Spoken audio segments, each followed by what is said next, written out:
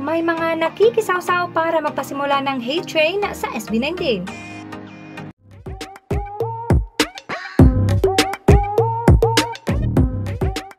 Una, nirerespeto natin ang mga hinaing at reklamo ng mga totoong fans ng mga natalong artists, except na lang sa mga inaatake at iniinsulto ang SB19.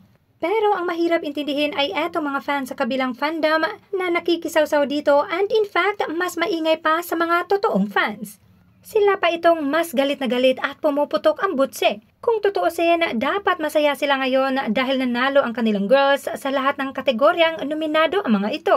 Pero heto, mas marami pa yata silang mga post laban sa SB19 kontra sa happy posts para sa kanilang mga girls.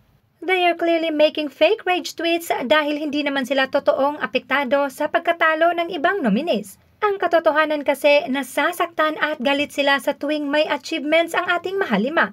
Now, I brought this up hindi para sugurin ng mga ito dahil mas mainam pa din ang block, mute, and ignore. Hayaang langawin ang kanilang mga posts at huwag bigyan ng engagement. The purpose of this video is to remind everyone to save your time, effort, energy, and money, and most of all, strengthen the fandom dahil eto may duplikayod sa pagpapabagsak sa mahalima. Let's make sure hinding-hindi mangyayari yan.